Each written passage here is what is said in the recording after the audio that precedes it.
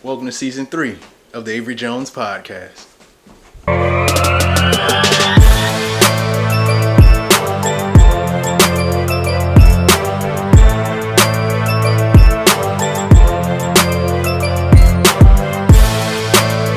What's up, everybody? Welcome to the Avery Jones Podcast, and I am your host, the smooth talker, Skywalker, Avery Jones, aka Lightning Jones. Why? Because I am quick on my feet. That was for you, Ace Montana. But yeah, guys, welcome to season 3. I'm happy to be here. Thank you for just getting me to this point. I've heard you guys' feedback. I'm loving all the constructive criticism that I'm getting for the podcast. I'm loving it, and it's just going to get better from this point on. That is for sure. I want to say hello to everybody in YouTube right now. Yes, guys, the Avery Jones Podcast is now on YouTube. So hello, everybody. I'm sitting with my very favorite wine, Free Reign from Lidl. As you can see, I've already indulged. If you want to actually see the bottle, you guys can once again check out my YouTube channel. Just search the Avery Jones Podcast. I'll pop right up, and I'm going to give you guys that are listening just a little bit of taste of the smoothness of that Free Reign right there. Oh, you hear that? You hear that pour right there? Oh yeah, oh yeah. Good thing I ain't embarrassed myself and drop it, because that would be tragic. But this is not a paid sponsorship. I just love Lidl. So not Lidl. Well, I love Lidl too, but I love Free Reign a lot. So if you guys have any wine suggestions, by all means, shoot them in the comments section. I'm always open to trying different wines. I'm a white wine drinker, man, myself, but I mean, I can go for red sometimes, so why not? So I'm gonna go ahead to start the podcast off. Take a swig of that. Salud. That's the good stuff. That's that bubbly right there, as Chris Jericho would say. Y'all know nothing about that. But yeah. So changing the landscape of the podcast. I just got some inspiration. Thank you so much to my friend Hannah. She shot me a text about like just topics, and I was just like, you know what? I'm just gonna find a whole bunch of topics from now on. I'm just gonna talk about them. Quick, to the point, effective. So that's the way we're gonna roll with this season. And you guys, let me know how you like it. We setting goals around here for this podcast. I got a beautiful setup, just the way I envisioned it here in my bedroom. So just the way I envisioned it, and then we're gonna manifest even bigger things within the future. But you know, I just want to make sure that I can give you guys as much solid content as I possibly can, and that starts right now. Like I said, I haven't been too satisfied with the content I've been putting out, but just just how everything is flowing right now for me, I feel it, and I want to give it to you guys. So you guys let me know how you let me know what you think. But like I said, we're creating goals, we're creating goals around here. So I want to get this video and the audio to the podcast. I want to get the video to 60 likes, and I want to get the audio to 60 listens. If you guys can help me do that, I'll go in my backyard and attempt to do a backflip. I don't know, but that's, you know, I'm gonna give you guys incentives. You give me something, I'm gonna give you something to watch, so, and to entertain you guys. So, but anyway, I think I've done just about. Oh yeah, make sure you guys leave me a voicemail on Anchor. Let me know how I'm doing with all this stuff. Also, make sure you guys, if you can, shoot me a donation on my donations page. I think it goes either from like $3 to $5 to $10. $10 is the max. I ain't trying to break nobody, but donations do help me buy things like this new fancy camera that I've gotten today. So as you know, if you guys have been paying attention to the videos, you notice a big difference, that's for sure. So that goes towards things like that, and just more better sound equipment. As you can see, all the equipment I got here right now, there's 2 lights on the side right there. That just helps me to improve the podcast for you guys. So yeah, let's get into this thing. So there's been something going around about Karen. Who's Karen? And I'm gonna tell you who Karen is. I'm gonna tell you right now. So Karen is a mocking slang term for an entitled, obnoxious, middle-aged white woman, especially as featured in memes, Karen is generally stereotyped as having a blonde bob haircut, asking to speak to retail and restaurant managers to voice complaints or make demands, and being a nagging, often divorced mother from Generation X. Listen, Karen, I'm talking to you right now, and those that are offended by, if you are offended by Karen, you are her. You have been calling black women Shaniqua, Bonquisha, Shanae for centuries, and not only have they embraced it, but they've learned to just deal with it, and they've learned to capitalize on that. Whatever you want to call that particular word, I'm not 100% sure, but they capitalize on it. Have you seen Baps? It capitalized on it. You know what I'm saying? So they took Ratchet to a whole nother level. Shanae, you've taken that stereotype and you've embraced it and you flipped it. Karen, I suggest you do the exact same thing, because you complaining about it isn't really doing you any good. And if you really need to take your bob haircut and your attitude, and maybe speak to a manager, which in my case would be Obama, because he's still my president. We salute you, sir. But man, people will find anything to complain about these days, and the world is just so sensitive. So Karen, I advise you to either capitalize on it or move along, because we're not going to stop calling you Karen, and 9 times out of 10 you know who you are. So yeah, moving on. So there was something brought to my attention, and this young lady Hannah is just allowing my juices, my creative juices to flow willingly. I think we need another sip. We're gonna get another sip. Shout out to J Gray TV for giving me the idea of drinking alcohol on a podcast. But yeah, so she gave me the idea. She was talking about this guy that's going around. I'm not going to say any names or anything like that, besides he turned his comments off. But it was on Instagram, and he was saying how he's the prize now. And I'm going to read you just his caption for his photo on Instagram. So he says, "Now that I'm JD," which I'm not sure what that means. Maybe some lawyer slang. He went to school to be a lawyer, so I should tell you something, I guess. But now that I'm JD, bar number loading, I've entered into a new arena of black men, and in this arena, I'm the prize now. Don't just take my word for it though. And before you kill me in the comments, let me drop some stats on your ass right quick, so you can see my point. Black women outnumber black men by 2 million. Black women don't want to deal with a black man who's gay, down low, has baby mama issues, or has a felony conviction record in jail, which collectively is a large percentage of our race, unfortunately, as statistically 37% of black men are in jail, while 1.3 of black men have some form of criminal record. Black women typically don't want to date down, and date down means a level below you. So date down and prefer to have a black man that is on the same playing field as her or higher. Well, statistically, only 7% of black men are professionals. With the massive criteria that black women don't want when dating a black man, they have essentially drastically limited the dating pool of viable black men that majority of black women are currently after, which means everyone doesn't get picked. And statistically, 70% of black women go unmarried.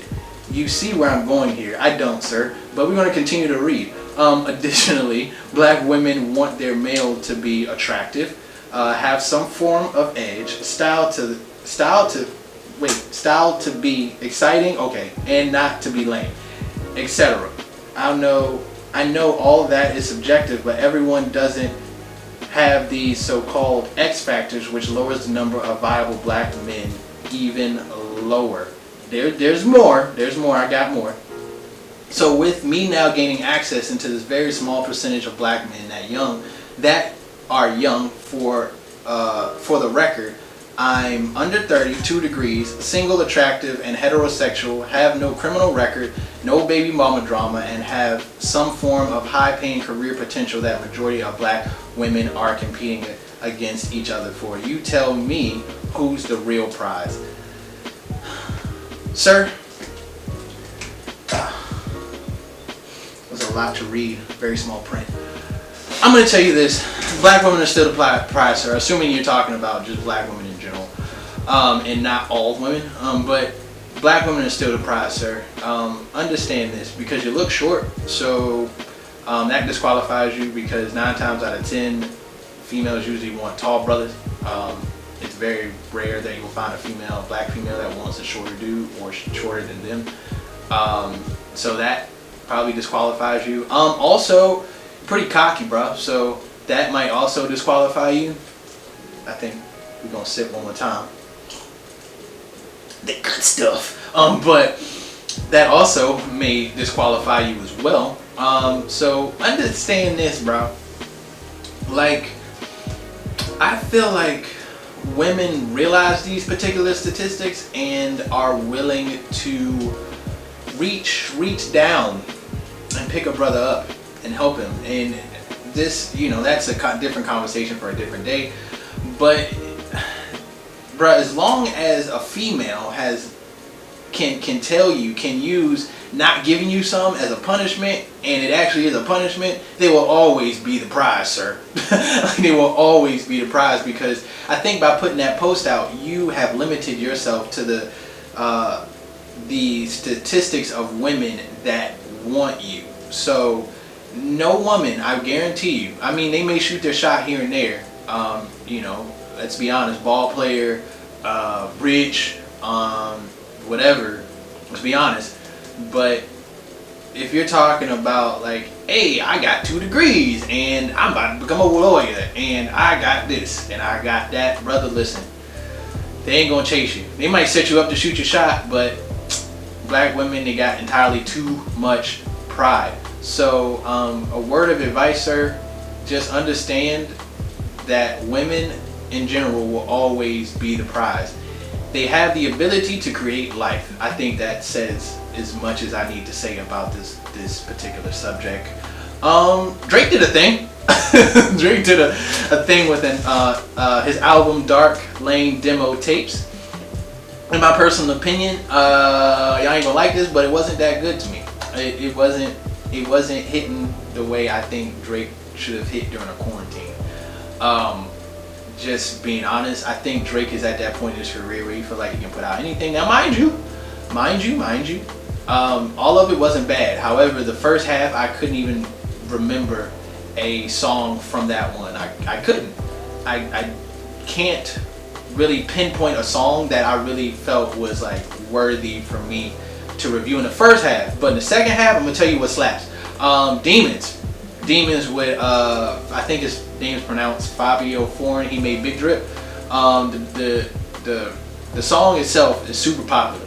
I like the song itself, and I'm talking about Big Drip. And I think what they did was because I feel like Fabio Foreign is that guy that can only rap on one type of beat. So Drake was like, okay, I guess, and it made something for them. And I think they got a banger. Me personally, Demons. So basically, I feel like it's a combo between Behind the Bars and Big Drip, and they combined the 2 songs, and that's what they did. Like, as far as like the beat goes, because I hear, listen to Big Drip, listen to Behind the Bars, and then listen to Demons. You're gonna hear it, I promise you.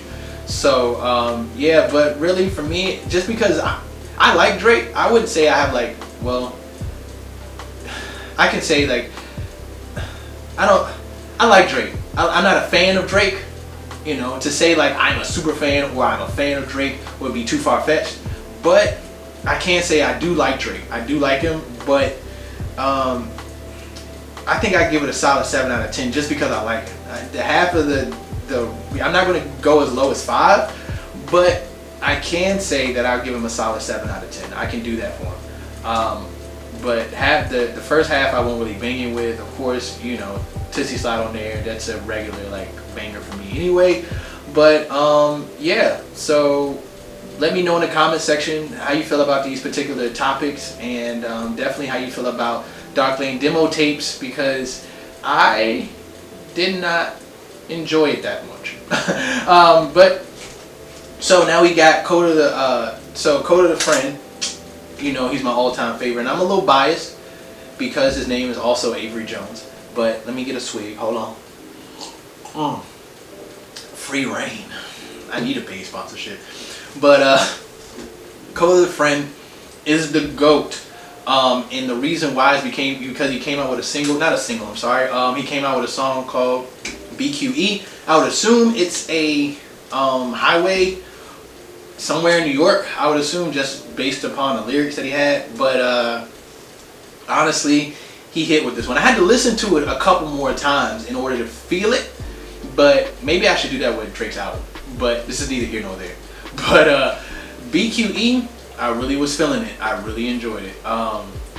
Yeah, I mean, Joey Badass is on there, and I really didn't listen to a whole bunch of the music, but I have to go back and listen to some of it now to see how I feel about Joey Badass. But on this particular track, he's pretty cool. So definitely go check that out. Also, the NFL draft was out here recently. Just came out, and congratulations to I think there was two guys. Either one. Well, I know Kevon Wallace came from Highland Springs, my alma mater. So congratulations, brother. You earned it. Work hard. You know what I'm saying. Work even 10 times harder when you get to the league. You feel me? Put on for your school, your town, right here in Highland Springs. We're so proud of you, bro. So Kevon Wallace, I know, is one of the guys that got drafted to the Philadelphia Eagles. But a friend of mine, she was talking about how it was a lot of white women with these draft picks, these younger guys and these draft picks, and we were trying to figure out why. Well, I knew it. At the end of the day, it's a combination. Gold digging. I feel like black men gravitate towards white women because they're more submissive. You're not going to do a lot of things that you would do with a white woman with a black woman. It's just simple science. I mean, I grew up around black women. I know white women, and nothing against white women. It's just like, you know, maybe being more submissive there's pros and cons to it. But I just believe, you know, white women are a little bit more submissive than black women are. And, you know, as I say we because I'm a black man. But I mean, the same reason that I feel like black guys, or the same reason I feel like black guys are more so attracted to white women is the same reason white women are attracted to black men. That dominance, that like put them in their place type of mentality, I believe. So I think it's kind of one of the same, and basically they meet in the middle with their own insecurities, I guess. But that's a whole different topic for a whole different day. You guys let me know in the comment section what you think about that. Besides them just being gold diggers, I mean, it could be genuine. I mean, they could have been like high school sweethearts and she just stuck with them through thick and thin. But then, you know, at the end of the day, those black mamas wouldn't have acted like that. Just saying. Like, those black mamas would not have acted the way they did at that particular draft. So, like I said, you guys let me know in the comment section what you think about that. You guys know I love wrestling.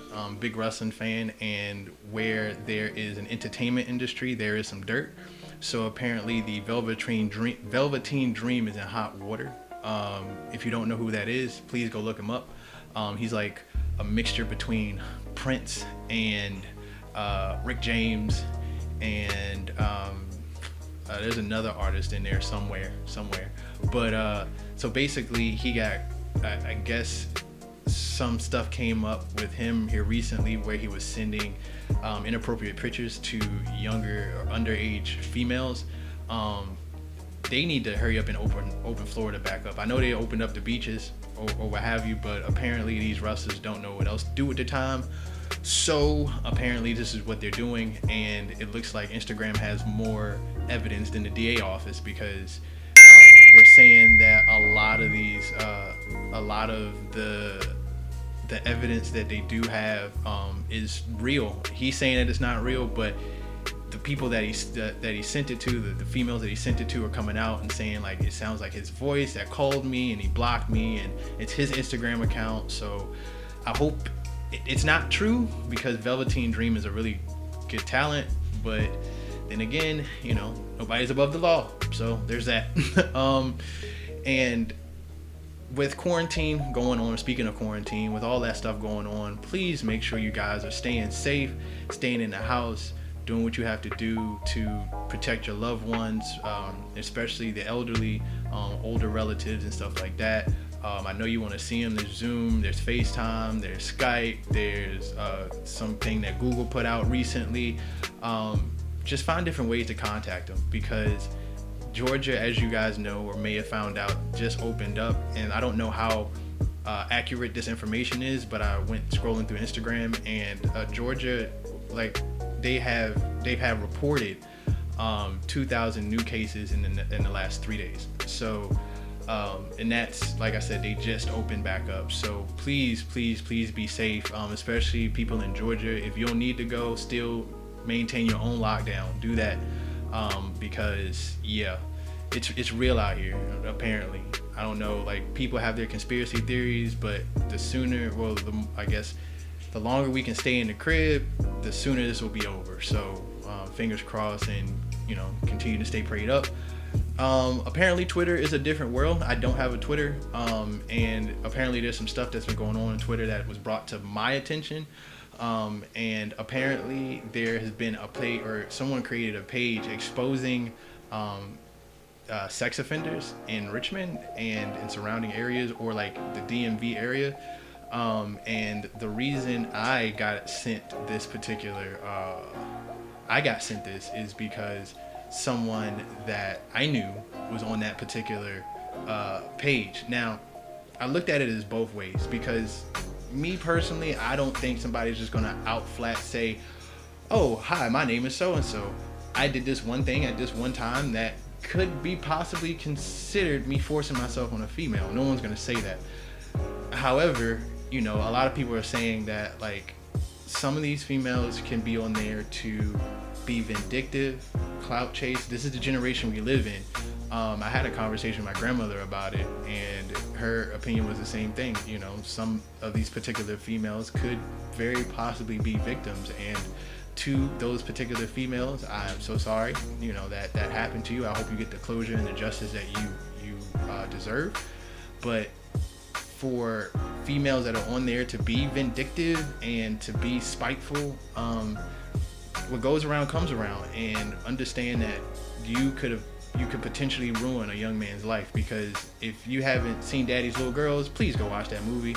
It can happen, even if something doesn't happen, or something is consensual and a female doesn't like how a certain other male is carrying a certain situation, those particular things happen. So brothers, watch out for yourselves. Don't just go out here sleeping with whomever. Trust them first, and or at least have some type of trust in them. And then females, stay protected.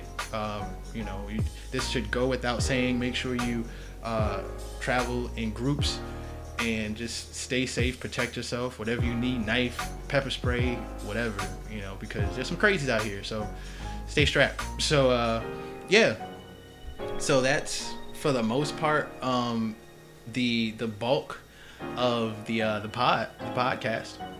But I did want to share something before I left, and I've been really contemplating sharing this. And ironically, let me pour me this last swig of free reign wine here. That's all we got.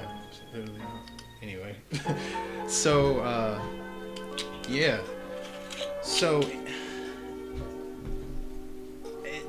building this podcast and trying to find out what my purpose is has been a very tough task for me here lately. And it hasn't been just a podcast, but it's trying to find my place in the world, trying to find purpose, and just loving myself. And I can say within a certain period of time, or times, it has been difficult to do that. And I wanted to share my story because I feel like it could possibly help someone. So believe the middle of March to late March, I tried to take my own life, and with that experience, I learned so much, and you learn how truly loved you really are. especially in a time that you don't feel any. My aunt told me that if you're favored by the devil, you're favored by God as well. So I literally take that with me everywhere I go now. In my mind, I constantly say that, because when God is trying to lift you up, the devil is trying to tear you down. So it was a very scary situation. I never thought that, I've had those particular thoughts, but I never thought I would like go as far as I went. I actually wrote my grandmother. I wrote her a suicide note, and after that, I sent my mother a text message. Now she struggles with, or has struggled with, drug addiction, and I wrote her, and then I ended that particular message. I don't remember what the message said, but I ended that particular message with, I know exactly why you did what you did, because life is hard. And so those that know the Browns Island area, I attempted to, didn't really attempt, I guess. I walked across this like great bridge that attaches two parts of Brown Island together, and I just thought of just chucking myself over there. And I knew the stereotype is real. I don't know how to swim, so especially in water that deep. So I was just like, I just want to end it here. Let me take a swig. I'm a little thirsty. And so I figured that this is the way, I wanted to go out. And when I sent that text message to my mother, she instantly called me. Well, I wouldn't say instantly, because I remember sitting in the car and I could not stop crying that entire day. I was sitting in the car, I couldn't stop crying. Then I sent her the message, and then I walked and I sat in front of that bridge, just kind of getting up the gall to do it. And my mom, she gave me a call, and we cried together, and she was just telling me, you promised me you'll go home, just please go home, please go home, please go home. A friend of mine, she was also on the podcast, Destin, she gave me a call, and apparently my mom got in touch with my grandfather and my aunt don't play that. So she called me, we talked for a very long time, and she talked me into walking back. She said, just sit and talk with me, just come here, sit down, talk. It's okay, because I really felt like I had no purpose in life. I'm still trying to find said purpose, but I've gotten some knowledge about me and some clarity on a lot of things that I want to share with you guys towards the ending of this podcast. So first things first, slow down. This generation pressures us to have to get a job, get a house, get a degree, get a this, get a that, and do that within a 5-year span, 4-year span, and then when it doesn't happen the way we want it to happen, these particular things, they tend to weigh down on us heavily. And so I just feel like if anything needs to happen, just literally just slow down and take the chance. Like, I know it's cliche, but smell the roses. Take the time to just smell the roses and take your time. Nothing, like, you have to run your own race at the end of the day. And another thing my aunt told me that day, she gave me a lot of advice that day. So I tend to, a lot of the times, even when I went to do what I was going to do, I was praying to God, like, God, please just take these thoughts out of my mind. Please stop me. I pray for my purpose to be revealed to me. I pray that all the suffering is worth it, and I pray for my family. And at the end of the day, not saying that those particular prayers are wrong. No prayer is wrong, as long as you're praying positive things. But I feel like, for me, I know that I had to simplify those particular prayers, because I feel like I was giving them, or I was telling God about them, but I wasn't handing those particular things to Him and letting them go. So my aunt suggested that I simplify my prayer, and every morning I wake up and I pray for knowledge, wisdom, and understanding. That's all I can pray for, and then let everything else fall where it may. Let the Master take whatever he needs to do, I'm gonna let him do it, and I'm just kind of gonna follow the lead. That's all I can do, and I suggest you do the same. And understand that just because, and especially in this quarantine, don't let anyone make you feel like you have to do something in this quarantine, because you don't. If all you did the entire quarantine when all this is over is just wake up and survive, then you've done enough. Like, I just feel, and then the critics are gonna talk. Please throw it in the comment section. Critics are gonna talk, but understand this: like, to some, that's the biggest accomplishment that they probably ever had. They probably had in months. Just being able to wake up and do something, whether it is like eating a well-balanced meal, or talking to some friends, or watching their favorite show. If you just wake up and survive, and that's even outside of this quarantine. If you get up and you work, great. You know, if you are trying to just make it, then continue to make it. And one bonus one, a friend of mine, Big Ace Montana, mentions his name at the beginning of this podcast, but he told me, if you ever think about doing that again, do me a favor, promise me, and I want you guys to promise me this as well. And if you don't comment anything else under this podcast, just comment, I promise. If you ever think about that, give me a call. Shoot me an email. Avery Jones, the Avery Jones brand at gmail.com. Shoot me a DM, _call me Jones. You can call me on Instagram. You can leave me a voicemail, what have you. And I know, like, I guarantee I'm gonna get back in touch with you as soon as I hear that. But if you ever have that particular thought, friend, family, or anyone indifferent, just, contact me, shoot me an email. Just give me 30 minutes of your time before you decide to do something like that, because there's people out there that you matter to, and there's people out there that love you, and there's people out there that care about you. So please think wisely before you do something like that. So I thought I'd share my story really quick for you. And also, before I go, I told my boy that I was going to shout him out. Local RV8 artist. I can't talk, obviously. I've had too much wine, but local RV8 artist, Chad, aka Chevaux. Follow him on Instagram at Chevaux.ko. That's CHEAVAUX.K.O. He just dropped a new single called More Vision, so you guys go check that out on Spotify.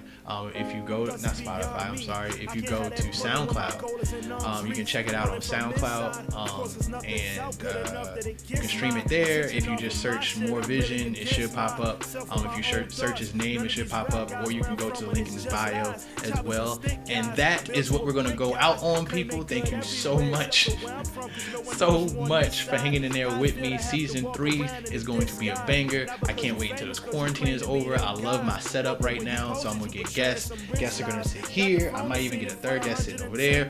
Who knows? It's gonna be crazy. So I guess until next time, I was gonna pour another glass of wine, but obviously I don't have any more. So until next time, salud.